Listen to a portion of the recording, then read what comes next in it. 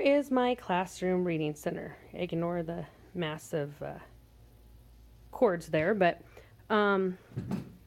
here's my reading center for the students to be reading. I'm going to tell you a little bit about how I organize my classroom books. There's over 2,000 of them. I know it doesn't really look like that, but they're pretty much there. I got this idea of how to organize my classroom books from Beth Newingham. So if you want to look that up, she's written some articles and stuff for Scholastic. And I'm also using clip art from Philip Martin. So he's kind of awesome. So I love all of his little clip art. It's really sweet. So these are baskets, and they're all organized sort of by types. So the green baskets here are nonfiction science type books. The blue baskets are nonfiction social studies books. There is a little bit of Greek mythology there as well, and some special interest books, but it is nonfiction. My purple baskets are books that come in a set, and so they have all of the different types of a set in them. Since I got these baskets from Really Good Stuff, and they've kind of gone off by the wayside over time, and so I haven't wanted to buy new books or new book baskets, and so some sets I've had to put together, like over here is Berenstain Bear books and Amelia Bedelia and Roald Dahl all together. Or here I have the Artemis Fowl, Septimus Heap, and Spiderwick Chronicles. I'm still getting new sets. I rotate them around a lot. So I still have a couple bins of books I haven't put out here yet. So there's my Twice Upon a Time. I just did the Land of Stories ones. Diary of a Wimpy Kid is super popular. So I put like the different groups of books in those different ones. They're already kind of out because all the students are reading them right now. I've got Goosebumps. Then I go over to Red. Red are chapter books, and they're kind of broken up by, I just kind of looked at genres that I had, or sort of groups. They're not necessarily genres. It's more like an interest sort of look. There's historical characters, middle school characters, if you like books with high school characters. I got a couple scary stories bins. There's animal stories, if you like books with animals in them. So I really try and cover things students like. The yellow books are more picture books. They are higher level, some of them. Some of them are a little bit lower, but it kind of depends on what a student wants to read at that time. I do use a lot of the picture books for read-alouds. So there's kind of like folk tales, family. There's a lot of fairy tales and folktale books because that's we do traditional literature. Poetry, there's some drawing books or books that have graphic novels. And then I do have, each group has a buddy book. So there's 2 books of each one. So there's a yellow buddy book, there's a red buddy book, there's a blue and green buddy book over there. So that's how I sort of organize them as far as categories. Now inside each book, basket, is the set of books. So I'll go ahead and set these down here. And with these books on the back, it does have the reading level. So this is 2.8. We go over that at the beginning of the year. So that's second grade towards the end of the year. And on the back, so this one is higher. That's 3.0. So they can range anywhere from like second, third grade to like 5th grade. And then on them, they also have this. The outline and the color of ink says what color basket they belong in. So since it is a green outline and it is written in green ink, then it is for a green basket. The picture also matches the picture of the basket that they belong in. And so whoever is looking at books can make sure to put them back where they belong, and then they can look at what reading level it is. So that's 3.1.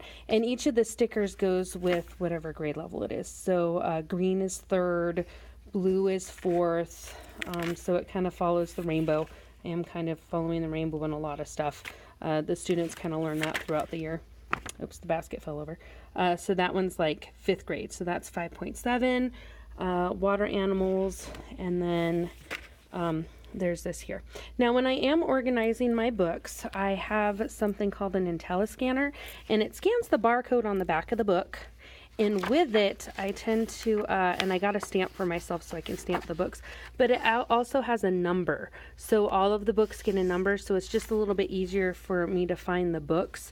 So I put a number, I put a stamp, I stick the grade level it is, and then I stick whatever sticker of whatever basket it belongs in, and that helps me really keep my books organized over time.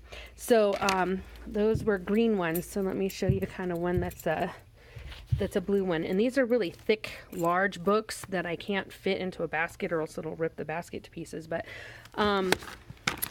so this is I don't think this one has a sticker on it. So that must have been a new one. Let's do this one. So this is a 4th grade level book. It's historic figures. It's written in blue ink. And then that picture matches that picture. And I got these pictures from Philip Martin. So it did take me, the first time I set this up an extremely long time. I did it over the summer. So this is book 1385. But then over time, if I only have a few books at one given time, I've gotten so fast at it that it's pretty easy to do. The books that come in a set, usually if I have the set of books that have the covers on them, so I'll try and print out what the different covers of the books are so they know where that book belongs in. And then I usually put a purple sticker for what reading level it is, and then it'll just say the word set on the back of it, so then they know that they have to match this part here. Like Diary of a Wimpy Kid, I want it to be in a specific basket. So there's Diary of a Wimpy Kid basket 3, and so that one should actually be put over here. So basket 3, if it does have a specific basket like A to Z Mysteries, and it'll say A to Z Mysteries and it'll be outlined in purple. And so I'm able to scan them out if any student wants to check them out. I have a log of all the books I have. Like I said, I've kind of traded them out over time. A lot of the Goosebumps books, they'll say just Goosebumps. And then on here it'll say what particular number it is. Same thing with the picture books. So here is this book, The Lion and the Mouse, because we go over folk tales, and then it'll say it's 3rd grade level, and then it'll have the folk tales sort of symbol on it, so then I know where I need to put those books. The reading area, I got some pillows here. These are actually blankets, and so they look kind of like, I try to make it look like it's kind of outside, and then I build a classroom tree. I was inspired by the ride at Disneyland, that's Splash Mountain, so I just kind of cut up some butcher paper and I laminated them, and then I make a tree that they can sit under, and I got some genre posters. And so the reason I like to use blankets is because I do take them to wash them fairly often. I have asthma and some sort of dirt issues, and they can't wear their shoes and stuff all over the blankets, but so that's my classroom reading area, and that's kind of how I organize the books. And we go over it throughout the year on how we have to do all of those different books.